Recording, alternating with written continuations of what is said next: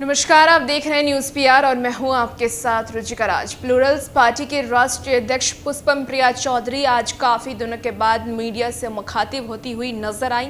आपको बताएं, वैसे तो पुष्पम प्रिया चौधरी ट्विटर के माध्यम से सरकार को हर मुद्दे पर घेरती आती थी, लेकिन आज वो मीडिया से मुखातिब होकर के सरकार को घेरती नजर आई हैं। साथ साथ उन्होंने जातिगत जनगणना पे भी बात कही है और सबसे बड़ी बात सुप्रिया हत्याकांड मामले को कर भी उन्होंने अपनी प्रतिक्रिया दी है। क्या कुछ कह रही हैं पुष्पम प्रिया चौधरी, सुनिए। इसके बारे में तो कन्हैया कुमार जी से पूछिए। हम लोग अभी यहाँ पे हैं, भगत सिंह जी की वजह से यहाँ पे हैं, शहीद आजम की वजह से, इनके बारे में पूछिए। मैम, आज भगत सिंह का जयंती है और इसके बावजूद भी सरकार यहाँ की साफ सफाई पे ध्यान नहीं दे रही है। मूर्ति को देख लीजिए, अभी भी पुराना माला लगा हुआ है। माला इसका क्या कहना है? सरकार कितनी निठल्ली है ये तो अब सबको पता होना चाहिए। अब तो कोई नया आए नहीं है, 16 साल से देख रहे हैं, उससे पहले भी देख रहे थे। ये लोग निठल्ले लोग हैं, ये लोग क्या करेंगे? विशेष राज्य के दर्जा के लिए अब जदयू बोले कि अब हम लोग को डिमांड नहीं करेंगे, तो कहीं न कहीं पहले कर रहे थे क्या? पहले तो कर रहे थे वो। जितने दिन से इनकी साथ में गठबंधन से सरकार चल रही है, उतने दिन में तो मैंने नहीं सुना है कि नीतीश जी गए हों और प्रधानमंत्री जी से कहा है। जब इनको भाजपा पे दबाव बनाना होता है तब ये इसकी बात शुरू कर देते हैं। इससे पहले जब चुनाव लड़ा था इन्होंने 2015 में और अलग अलग लड़े थे, तब विशेष राज्य के दर्जे की बात हुआ करती थी। उसके बाद तो बहुत वक्त बीत गए हैं, जबकि इन्होंने साथ में ही सरकार चलाई है। तो ये तो सबको पता होना चाहिए अब तक कि ये नीतीश जी की, माननीय मुख्यमंत्री जी की एक टैक्टिक है, लोग समझते हैं। जातिगत जनगणना को लेकर क्या कहेंगे? इसके बारे में मैंने पहले भी कहा है कि जातिगत जनगणना को जुमला नहीं बनाना। वो एक बहुत ही महत्वपूर्ण बात है, जिसकी वजह से ये लोग जातिगत जनगणना की बात कर रहे हैं। वो तो इनका ढोंग है, पाखंड है।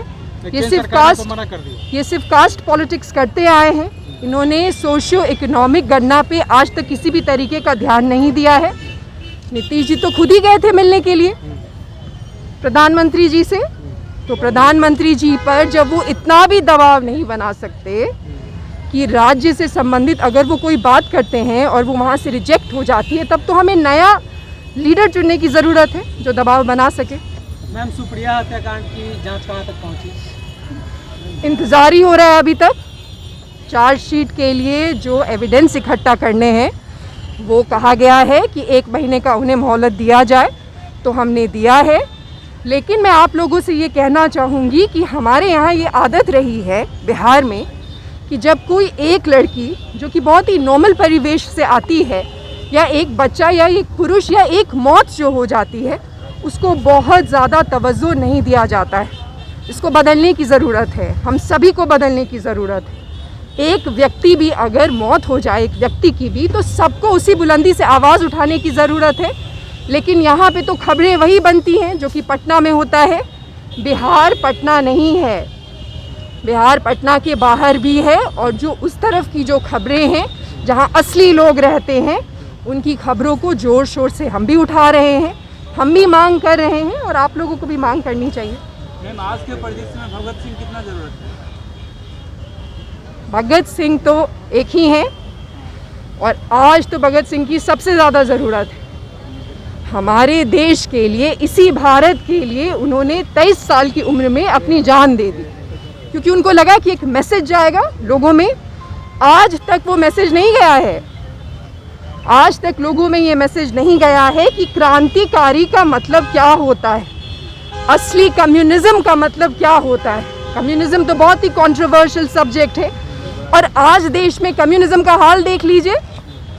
कम्युनिस्ट आज भ्रष्टाचारियों से मिल गए हैं और खुद को कम्युनिस्ट कहते हैं। तो वो हमेशा से इम्पोर्टेंट थे, हमेशा से उन्होंने जो मैसेज देने की कोशिश की थी वो इम्पोर्टेंट थी। और हर नौजवान का ये कार्य है कि भगत सिंह को जिंदा रखे, अपने दिल में भी और अपने कार्यों में भी। मैम, एक लाइन था भगत सिंह का जिसमें बोले हैं उन्होंने कि आप इंसान को कुचल के उनके विचारों को मार नहीं सकते हैं। इससे आप कितना रिलेट कर पाती हैं? ये तो बिल्कुल ही पूरे दुनिया भर में जितनी भी क्रांतिकारी हुई हैं, जितने भी लीडर हुए हैं, उन सब की जीवनी, उन सब की ज़िंदगी इस बात का प्रमाण है। आज वो सारे आइडियाज़ हैं, भले ही ढोंगी लोग, पाखंडी लोग उन आइडियाज़ का वेश बना के, बेरूपिया बन के कितना भी मूर्ख बना ले, बट आइडियाज़ नहीं मरती, आइडियाज़ जिंदा रहती हैं। तो जैसा कि आपने सुना कि पुष्पम प्रिया चौधरी ने सरकार को घेर लिया है, अपराध से लेकर के भ्रष्टाचार तक पे पुष्पम प्रिया चौधरी ने सरकार पर हमला बोला है। सुप्रिया हत्याकांड के बारे में उन्होंने कहा है कि अगर कोई एक इंसान की मृत्यु होती है तो कोई उसके लिए आवाज़ नहीं उठाता है, जबकि हम सबको मिलकर के इसके खिलाफ आवाज़ उठाना चाहिए। और साथ साथ उन्होंने जातिगत जनगणना का भी समर्थन किया है। उनका कहना है कि जातिगत जनगणना ज़रूर होनी चाहिए देश और राज्य में, ताकि पता चल सके कि कितनी जनसंख्या हमारे देश में किस जाति की है। इसको लेकर के आज वो मीडिया से मुखातिब हुई और सारी बातों को रखा है। और वैसे ही तमाम खबरों के लिए हमारे साथ बने रहिए और देखते रहिए न्यूज़ PR। धन्यवाद।